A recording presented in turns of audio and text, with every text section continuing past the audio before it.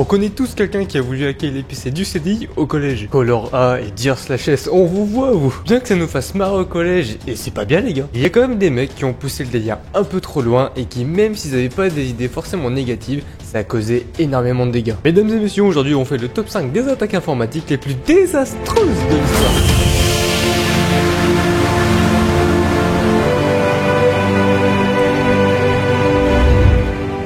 Le ver Maurice. Rien qu'au nom, fallait sentir que c'est les forêts. C'était l'un des premiers virus d'internet, voire même le virus qui a fait autant de bruit sur les réseaux, sur les médias vu que c'était à l'époque. Il fonctionnait un peu comme une attaque par DOS, c'est-à-dire qu'il exploitait les failles connues dans l'Unix. C'était un OS multi-utilisateur et multitâche, dans les années 70 à peu près, et il était surtout reconnu pour sa flexibilité et son adaptation par rapport aux tâches demandées. Il se propageait en exploitant la vulnérabilité de sendmail d'Unix et se déterminait de lui-même s'il pouvait agir ou s'il devait aller se faire foutre. Une fois que le virus était dans la machine, il s'auto-reproduisait et tentait de se propager sur d'autres systèmes en scannant le réseau autour de lui.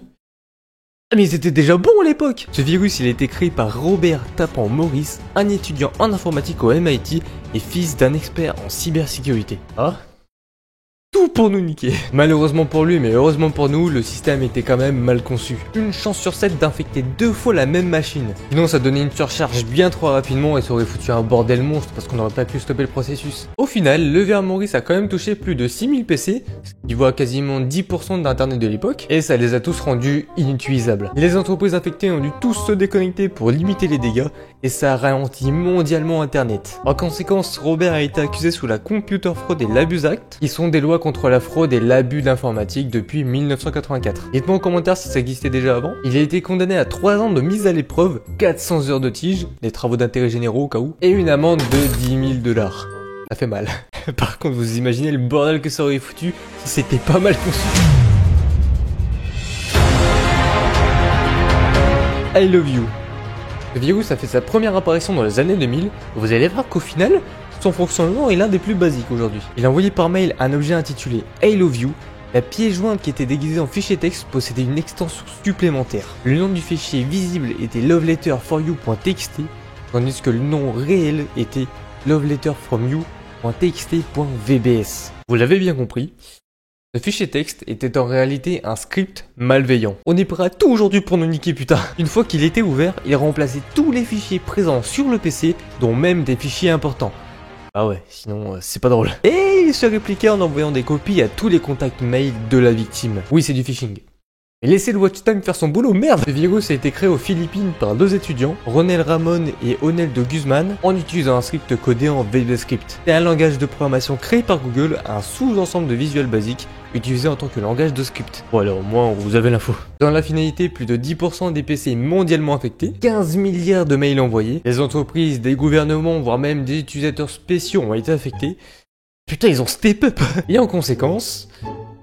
rien du tout. Contrairement à ce qu'on pourrait penser, ces étudiants n'ont pas été poursuivis en justice, simplement parce qu'à cette époque, les lois contre la cybersécurité qu'on a actuellement, ils n'étaient pas forcément présents, et voire quasiment inexistants d'ailleurs, aux Philippines. Par contre, on s'est pris une de ces claques entre les deux attaques là.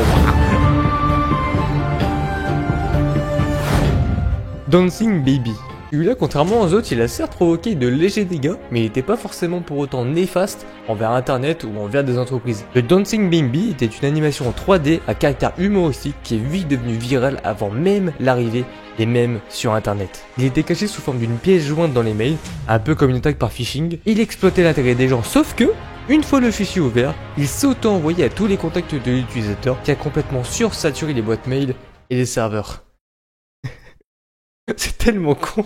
Au final, c'était pas destructeur pour les PC, pour ça je dis que c'est pas réellement un virus. Mais il y a eu énormément de ralentissement dans les infrastructures, et ça malheureusement tu peux pas gérer. Le ping of death. Je pense que vous avez tous compris la douille, mais pour les autres on va quand même rappeler une base importante de réseau. Sur un PC, peu importe le système d'exploitation, Linux comme Windows, tu as accès à un terminal de commande dans laquelle tu as une infinité de possibilités. Parmi toutes celles-là, tu as une commande, le ping, qui se suit généralement de l'adresse IP V4, d'une machine et renvoie une réponse si cette machine est détectée sur ton réseau. En clair, cette commande elle envoie un paquet très minime au poste qui permet de la détecter.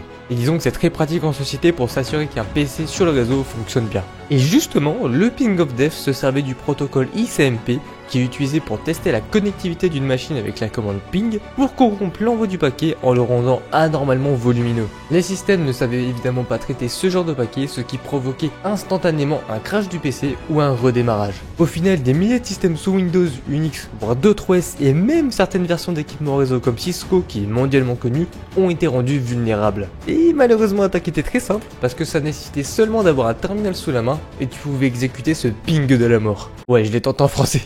Il y a quand même un point positif. Cette faille, qui a d'ailleurs rapidement été corrigée, a permis de révéler l'importance des tests réseau. Vous imaginez bien qu'ils ont été calmés juste après ça. Et préparez-vous, parce que l'attaque d'après, elle est juste folle. L'attaque des fausses pizzas. Pour remettre les choses dans leur contexte, on va parler d'un étudiant en cybersécurité qui a développé un script pour automatiser les commandes de livraison sur des sites en ligne. Ils viennent tous du même secteur. Vous la sentez bien la singerie là? Le bot qui l'a développé envoyait des commandes de pizza à des adresses générées aléatoirement, sans pour autant qu'il y ait un paiement valide. Ah, si je peux en avoir une gratos en vrai? En fait, ça s'explique parce que certains sites, même dans les années 2000, ne vérifient pas correctement les données des commandes avant de les mettre en cuisine. Donc tu pouvais avoir 10 commandes en nombre des Word sans paiement, et comme c'était pas vérifié, c'était validé. Au final, de grosses pizzerias ont perdu énormément de ressources à devoir préparer et livrer des commandes pizza fantôme en quelque sorte, ce qui s'ensuit une grosse perte du chiffre d'affaires. Certains services ont dû suspendre temporairement leur plateforme en ligne pour essayer d'identifier en tout cas la cause du problème. Putain, Casper il a encore frappé. Et pour conclure tout ça, on finit quand même sur une bonne leçon. Cet incident a complètement mis en avant les lacunes présentes sur les validations de paiement ou de données sur les sites d'e-commerce, parce qu'ils y faisaient absolument pas attention avant. Wow, on en aura appris des folies aujourd'hui. Plus sérieusement, c'est ouf de voir à quel point la curiosité humaine par rapport aux mails par exemple, ou même des intentions qui sont pas forcément négatives mais plutôt maladroites, ça peut causer des dégâts internationaux en fait. Et surtout aujourd'hui en fait parce que tout est en train de s'informatiser avec le temps et ce genre de problème là ça pourrait avoir une plus grosse ampleur aujourd'hui qu'à l'époque. Et comme quoi tu peux être un simple étudiant en cybersécurité ou être au MIT, tu veux tester un bot pour jouer sur le système international, tu peux tout faire en fait. Et je trouve ça d'un côté hallucinant parce que ça demande des compétences de ouf, mais à la fois c'est dangereux quand même. D'un côté ça a du bon, c'est-à-dire que la personne en question a quand même les compétences de faire de grandes choses, et d'un autre côté ça donne beaucoup trop d'accès et il n'y a plus réellement de sécurité. Les 5 événements sont tous devenus extrêmement importants et ça nous rappelle que l'absurde, voire même l'imprévu, peuvent être aussi dangereux que l'intentionnel. Et vous, qu'est-ce que vous en pensez? J'entends vos avis? Et bien en tout cas, ce genre de vidéo, on raconte un petit peu des histoires autour de l'informatique et plus autour de la cybersécurité que du développement. Bah franchement, j'ai bien kiffé. Plus sincèrement, j'espère que cette vidéo vous aura plu. Si c'est le cas, pensez à lâcher votre pouce bleu, à enregistrer la vidéo et à vous abonner à la chaîne, ça fait extrêmement plaisir. On se dit à la semaine prochaine pour une nouvelle vidéo, parce qu'il y a du très lourd qui arrive encore une fois. Allez, c'était Matt, c'était DevWorld. Ciao.